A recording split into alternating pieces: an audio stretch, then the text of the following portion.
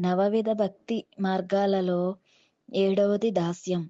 దాస్యం అన్న మాటకు అర్థం తాను నమ్మిన దైవానికి దాసుడిగా ఉండటం అని.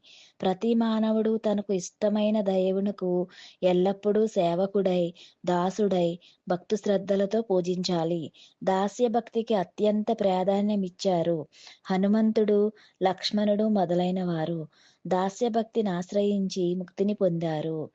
ఎనిమిదవది సఖ్యం అనగా స్నేహం.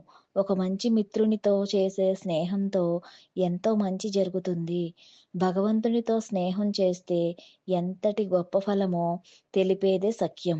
భక్తి విధానం భగవంతుడితో స్నేహం ఏర్పరచుకున్న వారు ధన్యులు. కుచేలుడు, అర్జునుడు, సుగ్రీవుడు సఖ్యభక్తితో స్వామిని ప్రీతిపాత్రులై మోక్షాన్ని పొందారు.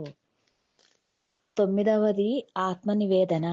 నవవిధ భక్తి మార్గాలలో చివరిది అత్యంత శ్రేష్టమైనది ఆత్మనివేదన.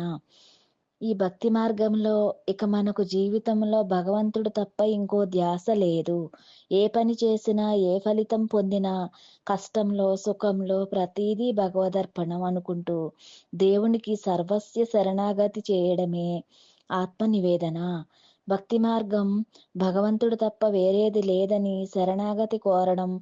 భక్తి మార్గాలన్నింటికన్నా ఆత్మనివేదన మోక్ష మార్గానికి సులభమైన మార్గం.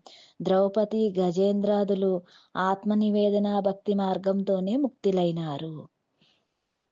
శ్రీ పరంజ్యోతితో మైత్రి అనే ఛానల్ను సబ్స్క్రైబ్ చేసి, లైక్ చేసి, షేర్ చేయండి. Thank you. శ్రీ పరంజ్యోతితో మైత్రి అనే యూట్యూబ్ ఛానల్ను సబ్స్క్రైబ్ చేయండి, లైక్ చేయండి, షేర్ చేయండి. Thank you.